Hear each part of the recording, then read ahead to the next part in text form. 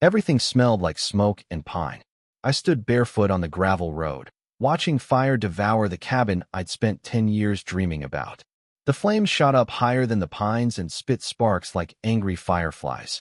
My fishing rod snapped, my porch sagged, and the old rocking chair my mom gave me just curled into ash. A firefighter pushed me back, "Get behind the tape," but I was numb. All I could hear was the wood screaming. The fire chief pointed to a gas can by the mailbox. Silver, melted red sticker. He said, "This was arson." That sticker? Cedar Ridge Lake, Hawaii. I felt sick to my stomach. You ever watch your whole life turn to cinders in the time it takes to blink? Yeah, that happened. My name's Marcus Reed. I'm a black man, 35, a prosecutor in Lake County. But out at Cedar Ridge, all I ever wanted was quiet, just weekends with coffee on the dock, watching the water. Now, my dream place was nothing but a smoking shell. And standing in the shadows, phone in hand, was Karen Whitfield, president of the HOA. Blue robe, white slippers, mouth like she'd bitten a lemon. She just stared, blinked at me real slow like a cat sizing up a mouse. You know what I mean? By sunrise, nothing was left but black bones and a soaked dock. I drove home, put on my smoky suit, and made it to court because, well, trials don't stop for grief. And guess who was in the jury box? Front row, pearls shining, that same slow blink smile? Karen.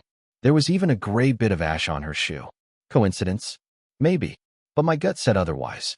And while my mouth ran through legal motions, my brain kept looping. Did she do it? Did I just lose everything to spite? At break, she waited in the hallway. Chin up, smile sly as a fox. Didn't say a word, just owned the space. That's when all the old fights came back. Every nitpicking letter she'd sent. Mailbox color, fishing nets, dock width. Her favorite line, "Rules keep our lake nice, Mr. Reed." And mine, "People keep a place nice." My mom used to say, "Kindness isn't weakness. It's strength with a soft voice." I held on to that, even as I walked back into court with my hands shaking. Let me back up a sec. This all started the day I first saw the cabin. Lake was glass, porch needed paint, dock crooked, air thick with wet leaves. "She needs love," the old owner said, and I believed him. I pictured family, my sister with sweet tea, my dad's tackle box at sunrise. Home. I painted, fixed the dock, met neighbors. Mrs. Alvarez brought lemon bars. Tyler the teenager wanted to be a firefighter. For a while, it was everything I'd wanted. Then the HOA letters started. Wrong shade of green for my mailbox. Nets too messy, dock too long. I measured, repainted, even paid a fine, thinking it was just bureaucracy. But it kept coming, letter after letter, fine after fine. At my first meeting, Karen sat at the front table, little anchor pin shining, and picked at my dock's aesthetic. I stood my ground, kept my voice steady. Rules are rules, right? But she twisted them, said my dock disrupted shoreline harmony. I argued. She won. She always did. After that, kindness became my small rebellion. I built a book box by the road. Take a book, leave a book. Kids loved it. I fixed Mrs. Alvarez's mailbox, pulled a lost toy boat from the lake, carried groceries for old Mr. Hargrove. Little things. But the letters never stopped. Lawn too tall, trash can too visible, parking at an angle. I kept records, never raised my voice. But inside, the slow burn was building. Then one Friday, my boat's rope was sliced clean, drifted 20 feet before a branch caught it. Sheriff couldn't prove a thing, but he said he'd drive by more often. The next Sunday, I found a note under a rock. "Some people do not fit our neighborhood, no matter how much they paint." I slid it into an envelope, dated it, called my sister, tried to sound stronger than I felt. The next HOA meeting, Karen offered a removal of my dock if I wanted less conflict. I refused. Tyler told me his dad had to pay a big fine for painting their shed wrong. They might sell their jet ski. The boy felt small and angry. I told him, "Anger makes you loud. Kindness makes you strong." That Friday, I threw a little fish fry on my porch. Neighbors, stories, laughter. For a few hours it felt like family. But a car with a pearl necklace in the window circled slow. Didn't honk, just circled again. I kept the lemonade coming, but I slept light that night. At 12:37 a.m., my phone buzzed. Motion camera. Someone on my porch, hoodie up, gloves on, gas can in hand. A flash of an anchor charm on a bracelet. Another figure at the edge of the yard. Pale blue robe, standing lookout. Lighter flicked once, then again. Fire caught. My hand shook watching the replay. Should I have run out? Should I have yelled? By the time I got shoes on, the place was burning. Next day, Mrs. Alvarez pressed a coffee into my hands. I'm so sorry, Marcus. The sheriff's deputy crouched by the can, took notes. We'll look at your camera footage. Don't lose hope. But every time I stood in court, Karen was there, front row, Pearl's smile.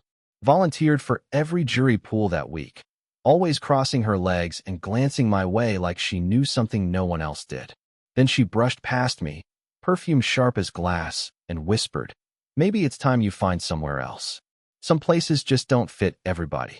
I thought of my mother's voice again. I kept my head up. Then came the twist. Driving home from court, I saw Karen parked at the gas station, took my photo, then drove off. She wasn't just enforcing rules. She was hunting me. That night, I called the sheriff, gave him the details, the bracelet, the robe, the video. He said, people who play with fire leave marks. A couple days later, a neighbor's security camera caught both figures at the fire, one clear shot of Karen's face. The sheriff said, we're bringing her in for questioning. But she was still free, walking into my world, sliding notes under my door. You don't belong here. But kindness fights back. Tyler and his dad brought me a stack of books for my book box. Don't let them push you out, Marcus. This lake belongs to good folks like you too. Next HOA meeting, Mrs. Alvarez stood and said what nobody dared.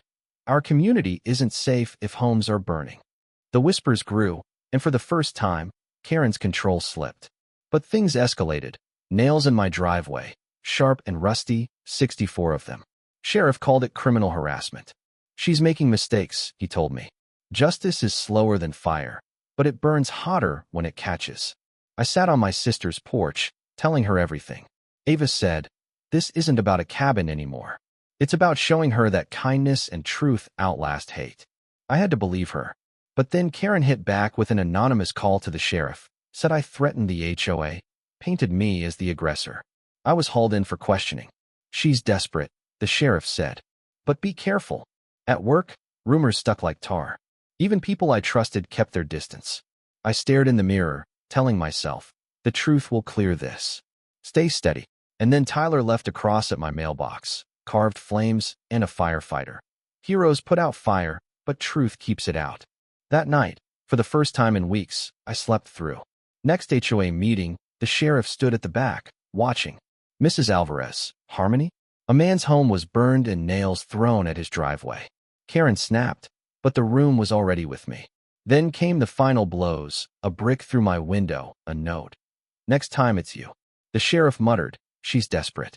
We'll move fast. I sat by the broken glass, one thought burning. She wanted me gone, but I wasn't leaving. The sheriff called. Fingerprint on the gas can match Karen. We're preparing a warrant. She's cornered.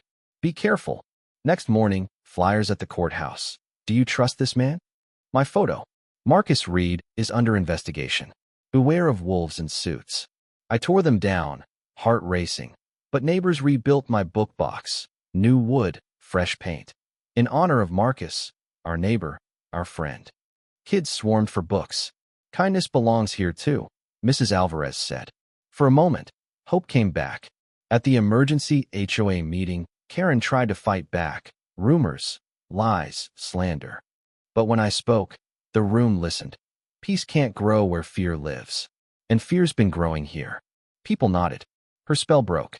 Then she started making mistakes, selling assets, packing up, and the night before her arrest, she drove by my house, pointed her finger like a gun, sped off into the dark. She was desperate. The next night, police cars flashed blue and red. Karen had crashed her car trying to run. Deputies dragged her out, pearls broken, screaming that I didn't belong. Neighbors came out. Mrs. Alvarez hugged me. Tyler's dad clapped my shoulder.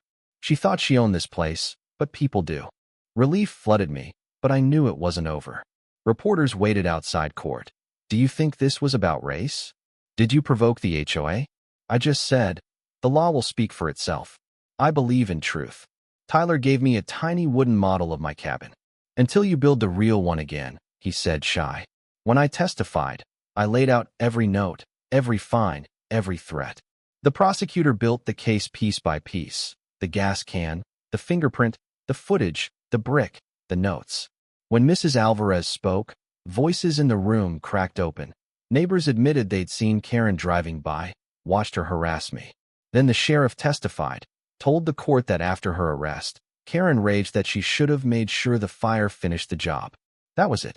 The verdict came, guilty. Arson, harassment, criminal threats. Outside, neighbors stood with me. Mrs. Alvarez, Tyler, his dad. One reporter asked what I had to say now that justice was done. I said, fire can burn a home, lies can stain a name, but kindness survives. No one, not even a Karen with a match, can take that away. The cameras flashed, but I felt my mom's words steady me. Kindness is strength with a soft voice. I endured. I wasn't alone anymore. Where are you watching from? And do you still believe that rules keep a place safe? Or is it people, standing up, standing together, refusing to let hate decide who belongs? Drop your thoughts below. What would you have done? Who owns a place? The ones who live in fear, or the ones who keep showing up with kindness, even after the fire?